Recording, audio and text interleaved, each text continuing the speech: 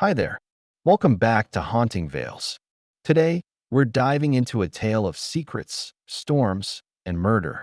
A chilling mystery set on a remote island, where whispers haunt the halls of an ancient manor and one of Hercule Poirot's most unsettling cases unfolds.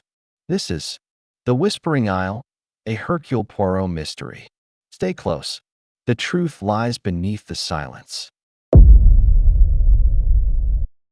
Chapter 1. The Letter Without a Voice. It began, as many mysteries do, not with the sound of a scream, nor the thunder of violence, but with the quiet arrival of a letter. The envelope was elegant but weathered, bearing the distinct scent of salt and damp air. Its paper was thick, of expensive stock, but one corner was torn slightly, as if caught by wind or clawed by something it couldn't escape. Hercule Poirot, in his meticulously organized flat on a soft gray afternoon, turned it over in his hands twice before delicately opening it with a silver blade. Inside, there was no letterhead, no signature, no explanation, only one haunting line written in delicate, slanted script. The wind knows what I cannot say. Come before it's too late. The postmark was from a place even Hastings hadn't heard of, Tregannon Isle, a desolate spit of land off the coast of Cornwall, long abandoned by tourism, marked only in fading ink on the oldest of maps. Hastings scoffed. Sounds like someone's playing games, Poirot. Or it's the beginning of a ghost story. Poirot didn't answer at first. He read the line again, then again. His expression was unreadable, but his eyes burned with intensity. Non Hastings. Someone has risked much to write this. There is desperation, but no hysteria. Fear, but not fantasy. And this, he tapped the phrase the wind knows, is not poetry. It is a clue. Hastings raised an eyebrow. A clue to what? Poirot stood, already thinking several steps ahead. To danger. Perhaps to murder. And if I am correct, it is a matter of time. Within 24 hours, Poirot and Hastings were bound for the Cornish coast, the letter tucked inside Poirot's breast pocket like a ticking clock. The journey to Tregannon was long and increasingly ominous. The train from London to Penzance was uneventful, but the skies grew darker with each mile westward. From there, they chartered a small fishing vessel captained by a man named Brigg, who spoke little and eyed Poirot with suspicion. As the boat cut through the cold, choppy sea, the island came into view, a jagged silhouette rising from the mist, like something half-remembered in a nightmare. Sheer cliffs fell into dark water, and crows circled the battered stone spire of a manor house that seemed to crouch atop the highest ridge like a waiting predator. Windmere Hall, Brigg muttered. That place don't take kindly to visitors. Hastings shot Poirot a glance, but the detective simply nodded. Perfect, he whispered. They arrived at a crumbling dock where they were met by a severe-looking woman named Mrs. Venning, the longtime housekeeper of Windmere Hall. Her hands were red from cold and salt, and she spoke in clipped tones. You're the detective, then? He said you'd come. She didn't explain who he was, and Poirot didn't ask, yet. Windmere Hall itself was as bleak inside as it was without. Grand in scale but faded in splendor, its carpets were worn, its portraits draped in cobwebs. The wind never stopped. It howled through the stone corridors and whispered behind closed doors, sometimes sounding like voices just beyond hearing. Sir Cedric Marsh greeted them in the drawing room. He was tall, broad-shouldered, and wore a tattered smoking jacket. His once adventurous spirit had dulled with age, but his eyes still burned with something between suspicion and sorrow. Thank God you came, he said simply. I couldn't. Write more in the letter. They're always listening here. Always watching. Poirot inquired gently. Who is listening, monsieur? Cedric gave a dry, mirthless chuckle. The wind, Monsieur Poirot. It carries secrets in this place. Whispers. You'll hear them soon enough. The room fell silent, and the wind tapped once, sharply, on the tall windows like a knuckle on wood. That evening, Poirot and Hastings met the rest of the house's strange inhabitants. Vivian Marsh, Cedric's much younger and emotionally remote second wife, barely looked up from her glass of red wine. She seemed cold, polished, and annoyed by the presence of guests. Oliver Marsh, Cedric's son from his first marriage, was lean, sardonic, and clearly nursing years of resentment. Then there was Elspeth Gray, a once famous novelist with sharp cheekbones and sharper words, who'd known Cedric in the 1920s during his expeditions to Egypt. Dr. Ambrose Larch, the family physician, was affable but evasive, while Miss Maud Cribbins, a Cornish folklorist, claimed to be researching the island's legends. She leaned into Poirot and whispered, "The wind talks here, monsieur. It never lies. It always warns." Her eyes were large and unblinking. Over dinner, tensions rose. Cedric hinted at disputes over inheritance, at betrayals never forgiven, and at something he'd recently discovered, something that had made him fear for his life. Poirot watched them all carefully. No one asked why he'd been summoned, but all eyes occasionally flicked to the detective, measuring him. That night, Poirot stood in the guest chamber window, staring out over the black ocean. "Something has already happened here," he said aloud. "Something buried, and someone wishes it to stay buried." The wind outside moaned. Hastings tried to laugh. "You're not going to start believing in the supernatural now, are you?" Poirot didn't smile. "No, my friend. But I always listen, especially when someone, or something, wants me not to." Morning came with the news that Sir Cedric Marsh had been found dead in his study. His throat was cut, a paperweight shattered nearby, and the room locked from the inside. The only open exit was the window, but it was 3 stories up, overlooking jagged rocks. "A suicide," said Vivian calmly. He was losing his grip, obsessed with the past. He saw ghosts. But Poirot crouched beside the body, inspecting something invisible to everyone else. On the floor near Cedric's outstretched fingers was a chess pawn, fallen sideways, and a small stain of candle wax. He was sending a message. Poirot murmured. Poirot ordered no one to leave the house. He began his interviews that afternoon. Vivian denied knowing anything. He believed in shadows and fairy tales. Oliver said his father was paranoid. The man heard whispers in the wallpaper. Elspeth Gray was shaken. "He told me. He discovered something in the family archives. Something dangerous." Dr. Larch dismissed it as delusion. The man was on the edge of dementia. Miss Cribbins, however, looked Poirot dead in the eyes and whispered, "The Isle doesn't like secrets." The wind told him too much, and it punished him. Poirot sat alone that evening, piecing the fragments together.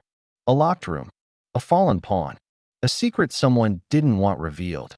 The wind whispered against the manor's ancient walls again, and this time Poirot heard something.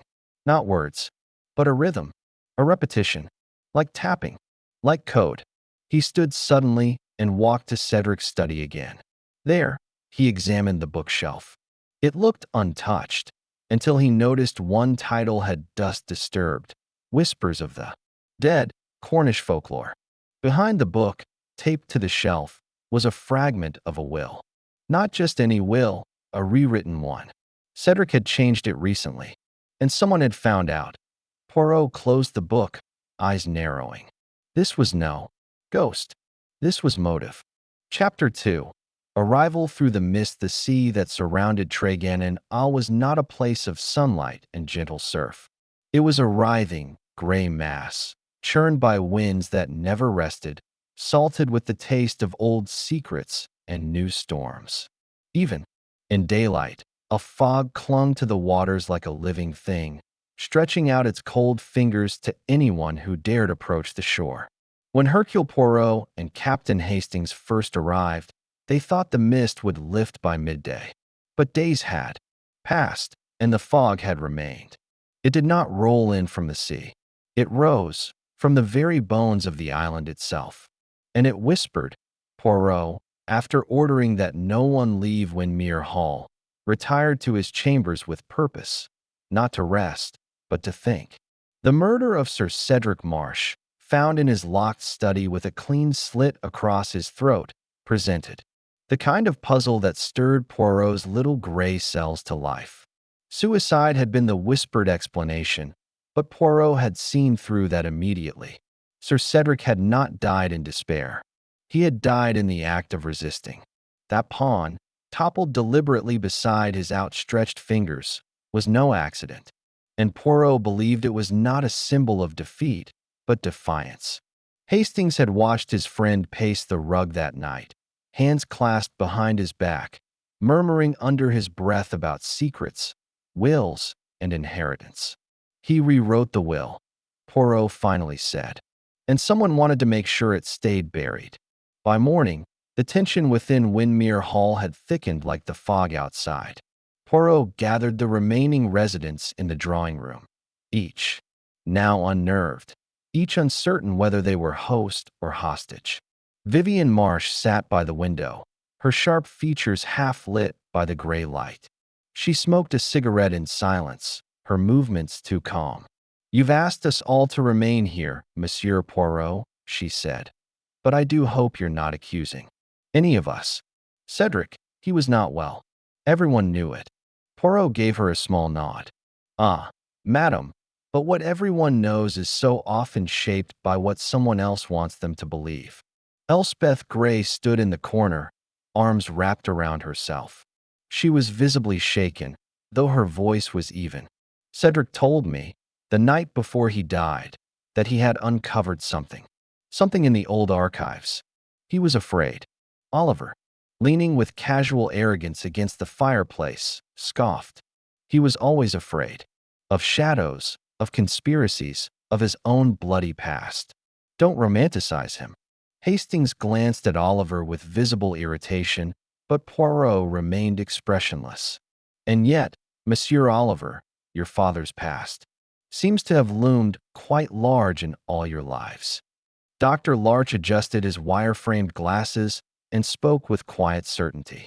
"I examined the body, Monsieur Poirot. There was no sign of a struggle. The blade was clean. The room was locked. The only way in was the window." Poirot smiled thinly. "Yes, doctor. And if I told you that the window, though open, bore no marks of ingress or egress, what then?"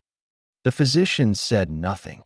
Miss Cribbins, who had remained unusually quiet that morning, spoke up at last. "The isle is old," she said, almost reverently. "Older than any of us. The legends say it was once a place of sacrifice, that the cliffs themselves were stained with blood long before this house ever rose. Some say the voices never left." Poirot turned to her gently. "You speak of voices, mademoiselle. But what did you hear the night Sir Cedric died?" Cribbins swallowed. "It was past midnight. I was in the library. The wind was rising. I heard tapping, not from the storm. Something deliberate. Morse code, perhaps. I learned it as a girl during the war." Poirot's eyes lit up. "And what did it say?" Cribbins hesitated. "3 letters. C-R-B."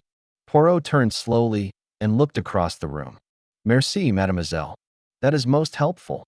That afternoon, Poirot asked Mrs. Venning, the housekeeper, to take him through the manor's less-used quarters.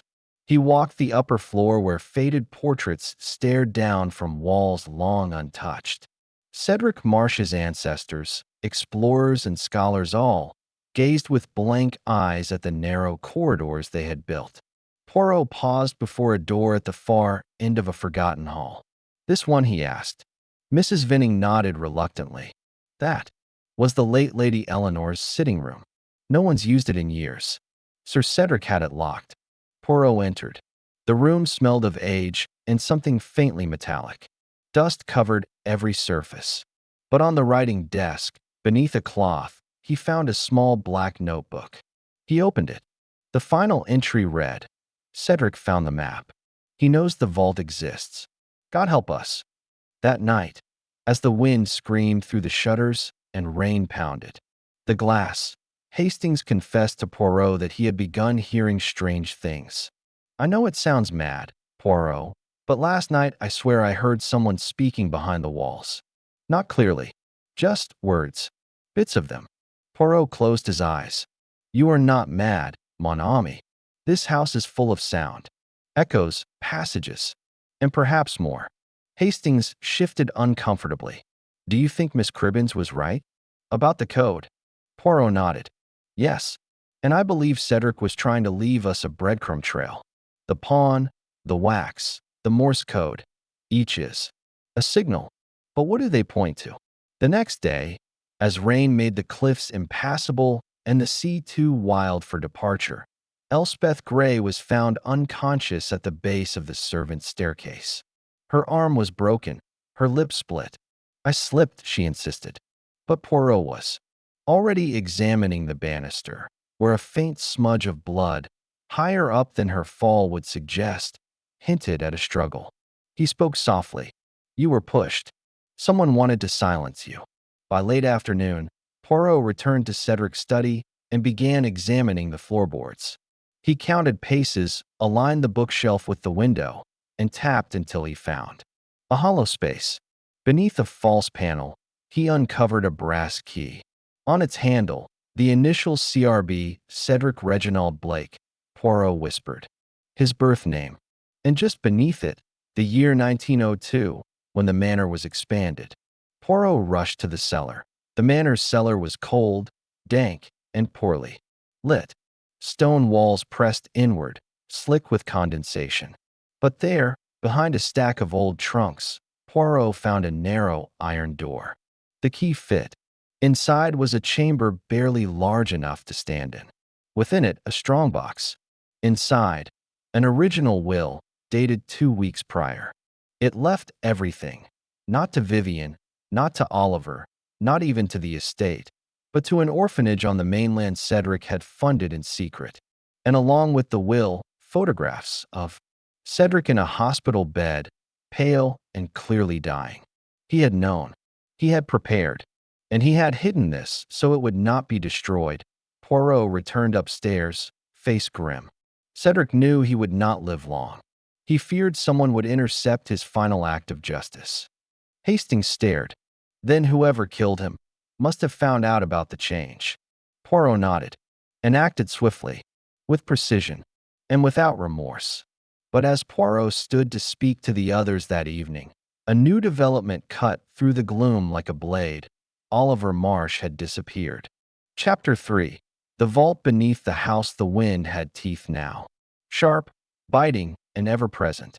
It gnawed at the eaves of Windermere Hall, shrieked across the stone chimneys, and rattled the window panes like a hand trying to claw its way inside. The fog, too, had grown more restless, no longer a passive curtain but a moving thing, folding itself over the cliffside as if trying to bury the house and everyone inside. But Hercule Poirot, precise as ever, stood unaffected. His mind, sharper than any blade in this place of damp rot and secrets, now turned toward the inevitable confrontation. Oliver Marsh was missing, a man with motive, opportunity, and temper. The discovery of Cedric's hidden will had changed everything. This was no longer a question of who hated Cedric enough to kill him. It was now about who had the most to lose.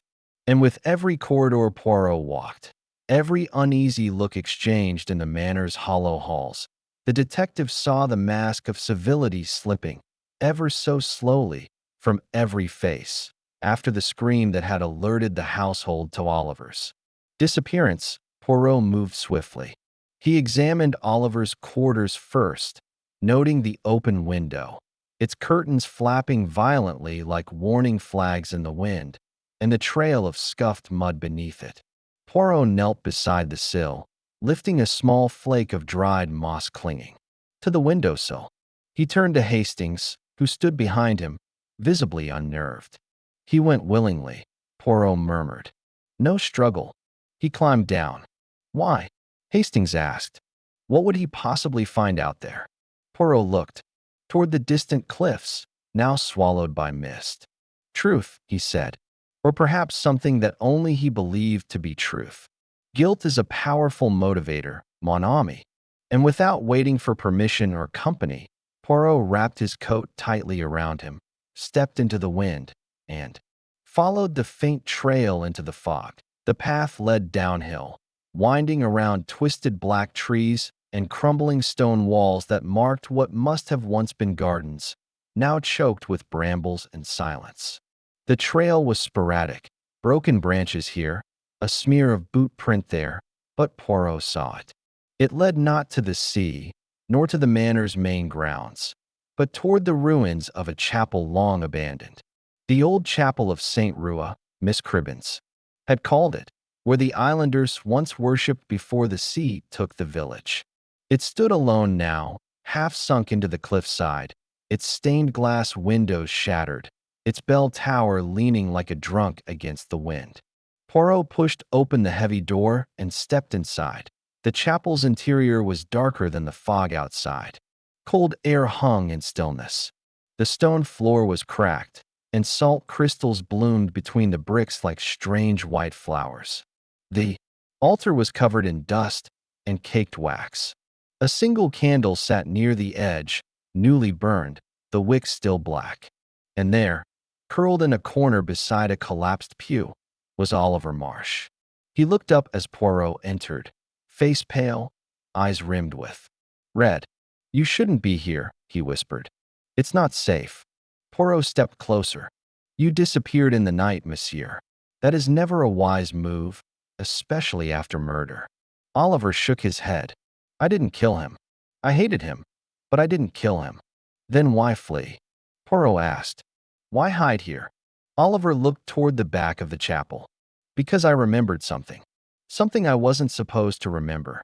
He stood slowly, brushing dust from his coat.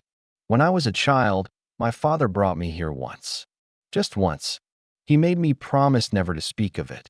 Said there were things beneath the chapel that we Marshes had no right to touch. I never knew what he meant.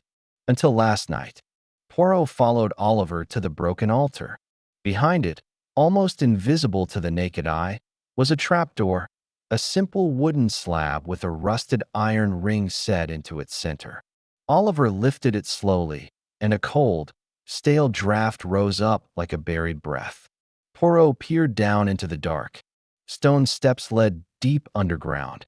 They descended in silence.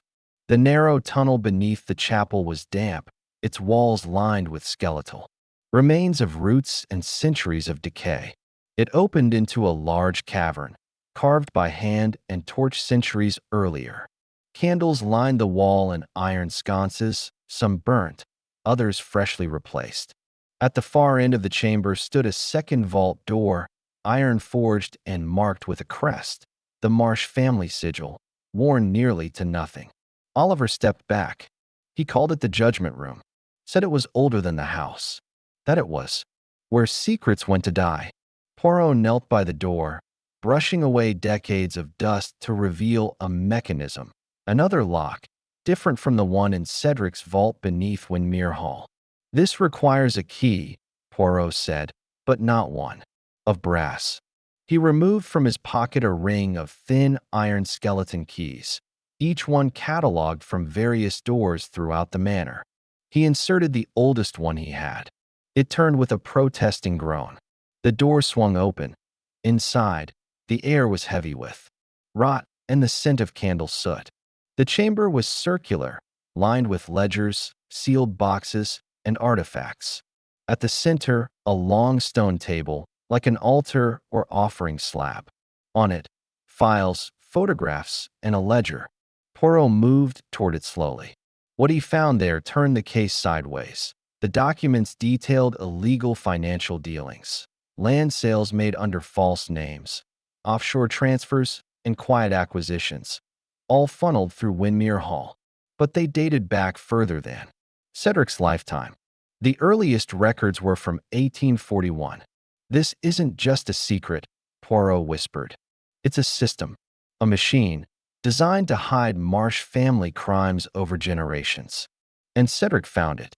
Beside the ledger was a letter addressed in Cedric's own hand. "To whom it may concern, this ends with me. I will burn it, or I will die trying." Poirot closed the book, face pale but resolved. This is the reason. He changed his will. This is what he found. He was not trying to escape his past. He was trying to dismantle it. Oliver stepped away. I didn't know. I swear. I only knew he hated what the family had become. Poirot turned. Did anyone else know of this place? Oliver hesitated. Only one person. Dr. Larch. He helped my father catalog the records last spring. Said he'd keep it secret. Swore on his life. Poirot stepped back into the tunnel. His pace was fast now. Urgent. There was no time to waste. Back at Windermere Hall, the guests had grown restless. Elspeth Gray was demanding to leave, despite the sea being impassable. Miss Cribbins sat near the hearth, staring into the flames as if trying to divine meaning. And Dr. Larch had disappeared. Poirot returned to the manor with Oliver and Hastings at his side, and immediately called everyone to the library. He did not ask, he commanded. The air in the room was electric. Poirot turned to Hastings. Search the west wing. Find Larch. Now. As Hastings vanished down the hallway, Poirot stepped forward and opened the files in his hand. This, he said, is the root of it all. Not jealousy, not rage, but legacy. A legacy of corruption and cover-ups. Cedric Marsh found the heart of his family's darkness, and he paid for it with his life. The room was silent. Vivian's glass shattered in her hand. Just then, Hastings returned, his face pale, breath tight. We found him, he said. In the bath. He's dead.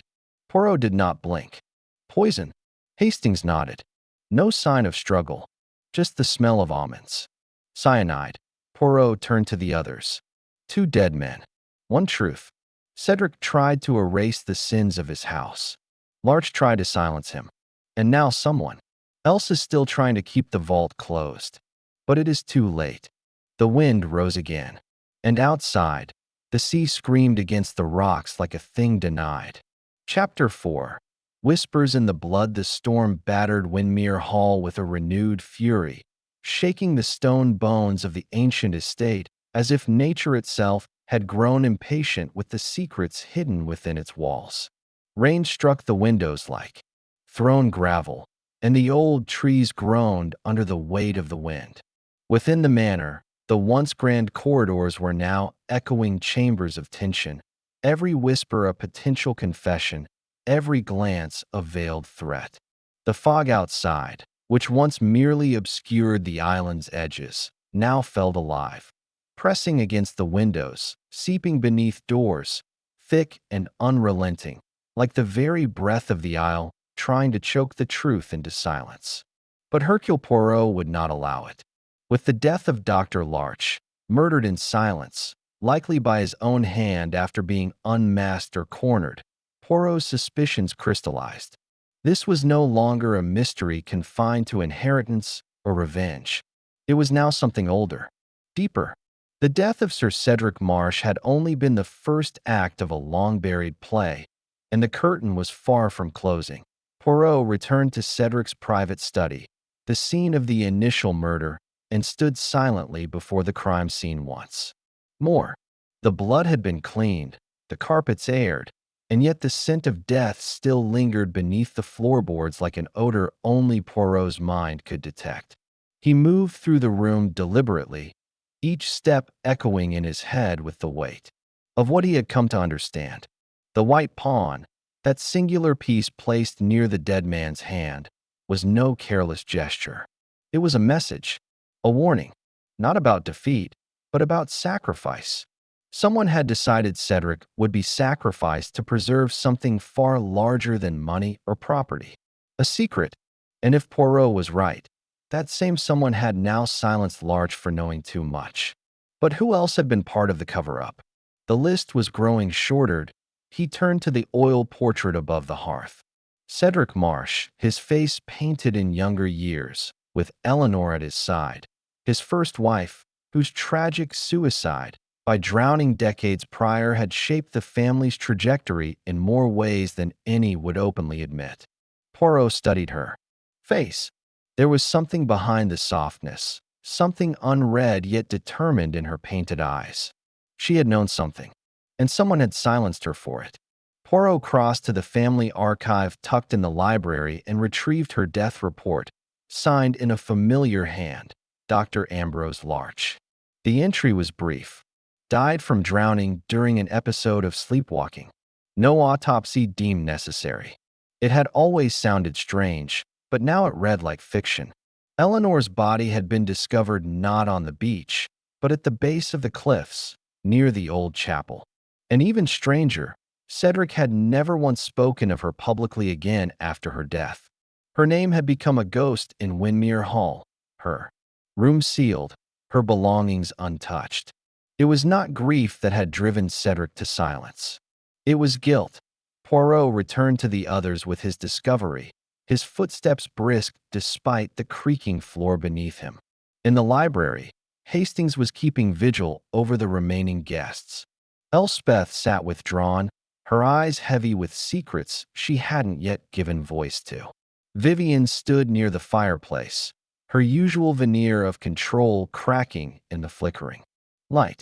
And Miss Cribbins, the quiet folklorist, sat with her notebook in her lap, but her pen unmoving. Poirot began gently but directly. "We must speak of Eleanor," he said. The room went still. Elspeth blinked, and Vivian stiffened. But it was Cribbins, Miss Cribbins, who looked directly at Poirot, her expression calm. "It's time then," she said. Poirot nodded slowly. "You are not who you claim to be, mademoiselle. You are not merely a folklorist fascinated by the Isle." The others turned to her in shock. She closed her notebook, her voice barely above a whisper. "No," she admitted. "I'm not. My real name is Eleanor Blake. Eleanor Marsh was my sister." The silence that followed was broken only by the cracking of the fire and the rattle of storm glass in the windows. Eleanor Blake, posing as Miss Cribbins all along, began to speak. "She wrote to me," she said, "months before she died. She said she'd found something in the family history. Financial records, documents hidden beneath the old chapel vault. She believed Cedric's ancestors had built their wealth on stolen land and worse. Smuggling, bribery, blood money. She was afraid."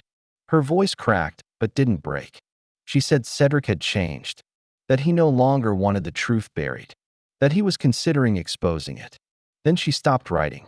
Days later, I received a letter from Cedric saying Eleanor had wandered off the cliffs during a sleepwalking episode.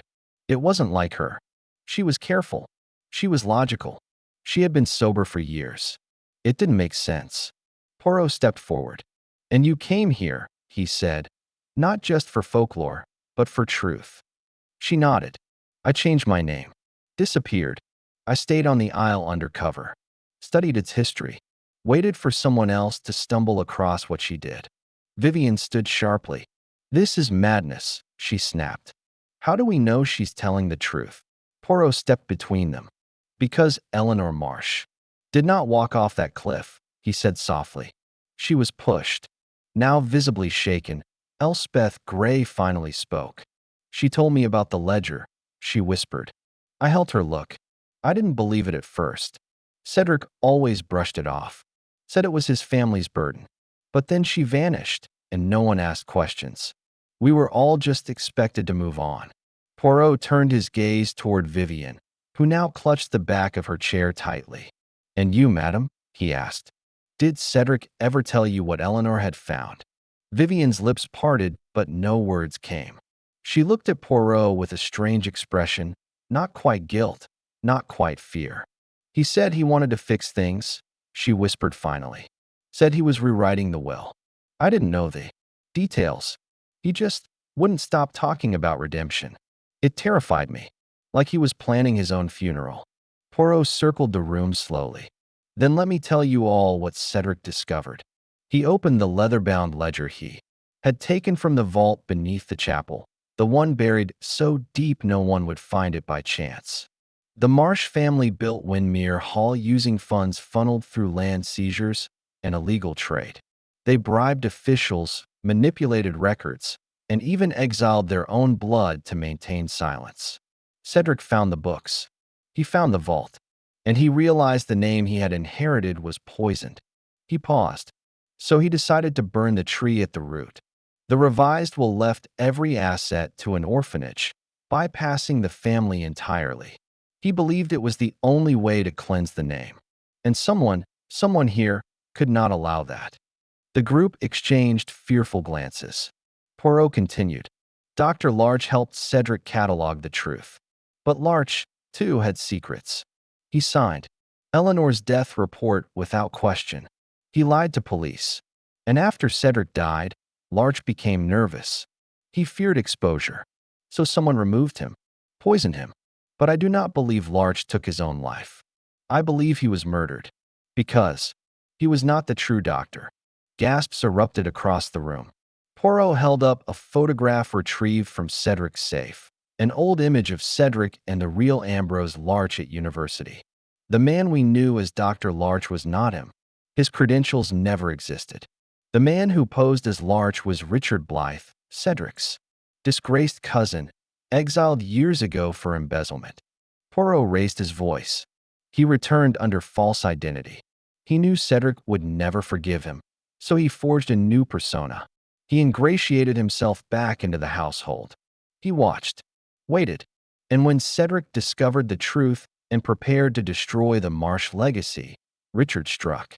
First Cedric, then the real Larch, buried beneath the chapel, then assumed his role, planning to quietly erase any trail back to himself.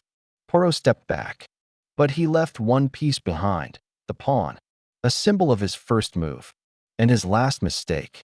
The thunder roared overhead, and at the doorway, constables entered.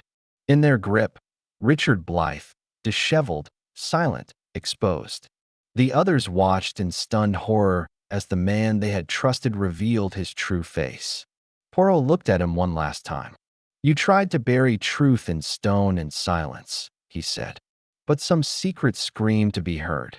And this island, it remembered. As Richard was led away, the storm began to break. Rain still fell, but slower now. The fog no longer pressed against the glass. The wind no longer howled. The whispering all had spoken, and Hercule Poirot had listened. Chapter 5. The silence after the storm when morning came to Tregannon Isle. It did so without apology or fanfare. The sky had forgotten how to shine. The storm had passed in the night, dragging its fury out into the sea like a beast sated on. Secrets, but it left behind a stillness that was neither peaceful nor calm, only hollow. The waves lapped at the jagged cliffside not with rage, but with slow, sucking indifference, as if even the sea was tired of holding its breath.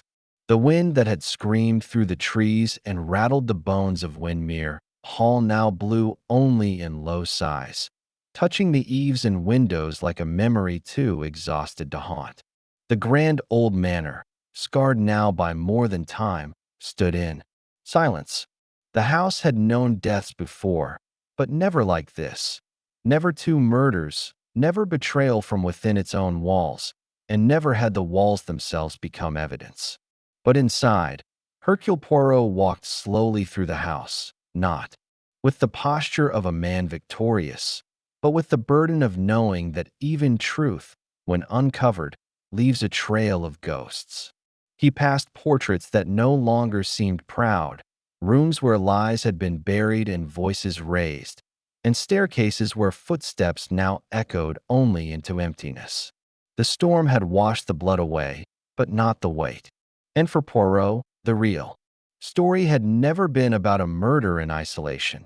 It was about a sickness passed down, quiet and unseen, through generations of silence and secrets.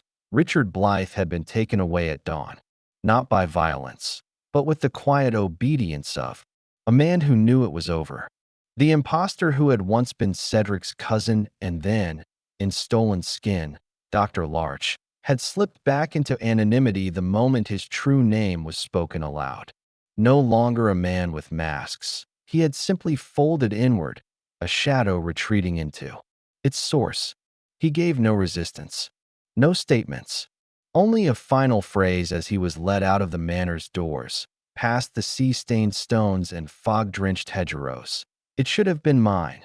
No regret, just the echo of a boy who had been exiled and never truly returned, until he did so under false name and dead face. He had killed to rewrite a history that had already written him out, and in doing so, he'd repeated every sin the Marsh family had buried beneath its foundations. Cedric had tried to break the cycle, but the cycle, it seemed, would not be broken. By good intentions alone, Poirot made his way to the West Wing, where Eleanor Blake, once known to the house as Miss Cribbins, stood at the window, watching the sea. Her spine was straight, her hands folded calmly before her, but her eyes betrayed a grief so deep it had become quiet. He did not interrupt. He simply stood beside her and followed her gaze to the sea caves below. "She's still there, you know," Eleanor whispered. "My sister. Every time I look at the cliffs, I see her standing at the edge, looking down into the water, wondering whether the truth would survive the fall." Poirot nodded gently. "And now it has." "Barely," she said. "If you hadn't come." "If you hadn't," he interrupted softly. "Non, madam. It was not I. It was Eleanor. It was you. The past only whispers if someone is willing to listen." She turned, tears not yet fallen. "What happens now?" Poirot looked toward the gray light filtering in. "Now justice breathes, and the isle rests." She didn't respond. Some griefs aren't meant for words. Some truths aren't meant to be shared. They're meant to be carried. Downstairs, Elspeth Gray was helping the constables catalog what remained of the evidence: the forged letters, the cyanide traces, the ledgers pulled from the vault. She worked with a quiet sense of duty, her usually playful demeanor muted into something still and reverent. Poirot approached her gently. "You stayed," he said. She looked up. "I owed it to Cedric, to Eleanor, to myself." Poirot studied her. "You loved him." She nodded. "And I hated what he'd become. But I never stopped hoping he'd try to fix it." "He did," Poirot said. "And so did you." She handed over a final folder, documents signed by Cedric, days before his death, transferring the entire Marsh estate to an orphanage he had quietly supported since 1998. "He didn't tell anyone," Elspeth said. "Not even me. I think he knew it would make enemies." Poirot placed a gloved hand over hers. But it also made peace. Vivian Marsh left the manor without fanfare. She said nothing to the others. No apology, no anger, just silence and a long stare toward the cliffs before boarding the ferry. Her name had not been in Cedric's final will. She had not murdered him, but her greed had made her complicit in a house built on the backs of buried things. She would survive, of course. People like her always did, but she would never again be allowed to control the narrative. And for someone like Vivian, that was a fate worse than poverty. Oliver Marsh left that same day, though not on the same boat. He took only a suitcase, leaving the rest of his belongings behind in the east bedroom. He did not say goodbye, not even to Poirot. But the detective watched him go from the study window, and in the younger man's shoulders, Poirot saw something the Marsh line had rarely allowed: a man walking away from privilege, not toward it. Windermere Hall was closed by week's end. The manor's remaining valuables were to be auctioned, its grounds eventually repurposed by the very charity Cedric had championed in secret. The vault beneath the chapel was sealed with concrete by order of the court, its centuries of corruption buried once more, but this time with names, documents, and testimony to accompany it. There would be no more secrets kept in stone. The house was not sold, nor restored. It was left to decay quietly on the edge of the sea, where it belonged. The whispering ceased, and the island, having told its story at last, grew still. On their final day, Poirot and Hastings stood at the cliffs once more, coats flapping in the early morning wind. The horizon stretched out like a painting only half finished. "You think it's really over?" Hastings asked. Poirot smiled faintly. "Over? Non. Mysteries do not end. They change form. They wait. But this one, this island, it has earned its rest." Hastings watched the waves below. "It's strange. I keep thinking about that little pawn." Poirot's eyes twinkled. "Ah, the first move. but it was also the last. A symbol, mon ami, not of weakness, but of sacrifice. The smallest piece that begins the game and ends it. They stood in silence a moment longer, and then, slowly, turned away as the ferry pulled from the dock and Windmere Hall shrank into the mist behind them. Poirot looked out one last time. Not at the cliffs, not at the vault, but at the chapel above the rocks, its stone cross still standing despite the sea's fury.